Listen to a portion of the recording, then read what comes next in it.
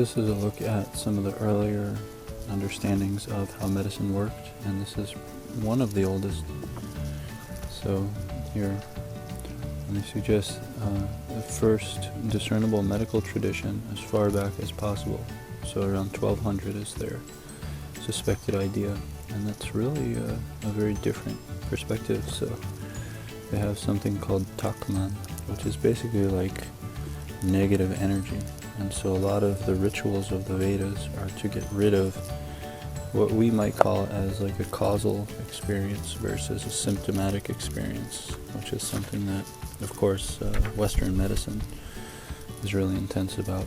So, getting rid of the symptom, not really dealing with the causes, the experiences. So you can see here they have internal diseases not closely related to yakshma or takman. These are two concepts they had. So yakshma is something like consumption or tuberculosis, and takman is like fevers, malaria, and they have these little things, and then disease is not related to that. So they're basically discerning that. So then they have more here. So even 1200 years ago in India, they had this much understanding of different aspects. So Rudras are like entities, deities, beings. So they have these kind of ideas that there's a magical perspective as well to healing.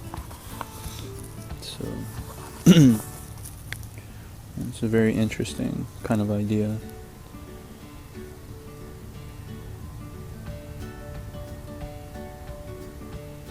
Pre-Vedic medicine, so 20,000 BC to 1500 BC. So of course, like Rome is 400, Christ is 0.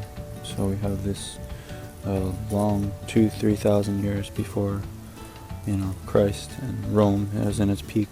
This is a medical system which, of course, birthed everything after it. So we get Ayurveda out of this.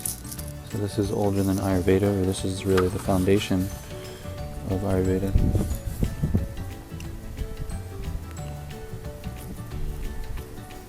Thus, artfully sculptured terracotta figurines of an Earth Mother goddess point to the worship of the soil by farmers and by lower orders in general.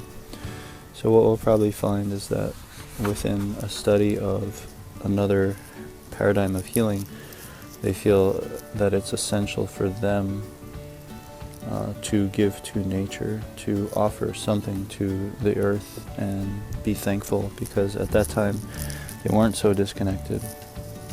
They knew that is something that you have to be grateful for having, not just buy at the grocery store whenever you're hungry. So this gives us a perspective and insight into some other traditions.